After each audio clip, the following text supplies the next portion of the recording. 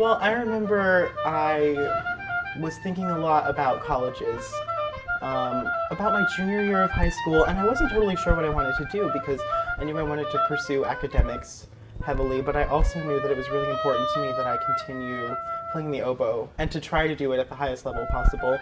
Overall, I would say the teacher was the deciding factor in my decision to come here. I took a lot of lessons other places with other professors and really enjoyed them, but something about my teacher here was magnetic, and I felt like I could really grow listening to her, and her playing itself is extremely inspiring. So to have that concept and that model, and then to take that and then to try to make it your own through listening to her, it's not always easy, but I think it's very rewarding.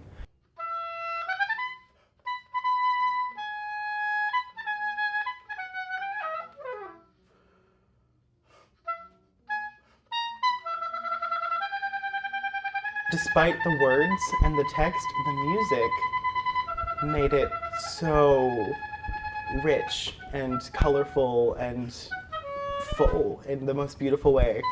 And I would like to think that that was one of the defining moments in what made me decide I wanted to try to bring that to people throughout my whole life and bring that kind of joy and those kind of feelings, and just to really make people understand themselves better through their own feelings. Hopefully, that's what I want to do when I play. Reed making is a very complicated animal. It is, as they say in The Wizard of Oz, a horse of a different color. It's very complex. We would start with a tube of cane, a tube of raw cane, and then what you do from there is you go through a selection process on the cane. You look to see that it's the right diameter, etc. And then once you've isolated a piece that works in that cane, you prepare it in other ways, and then you gouge it.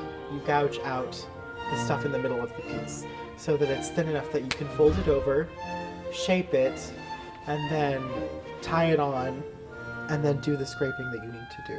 They're so critically important to what we do. They mean a lot. You have a bad reed, you can sound like a beginner in 6th grade. If you have a great reed, you can sound better than you ever have before. It's that kind of level of difficulty and unpredictability at all times. Playing oboe is a very high-risk endeavor because of the reeds. The instrument itself is beastly and doesn't want to work unless you tame it. You have to do a lot to it because naturally it wants to be like an outdoor sham. But if you have the right reed and the right care, then it becomes personal and rewarding, and it becomes the reason we all wanted to play the oboe, probably.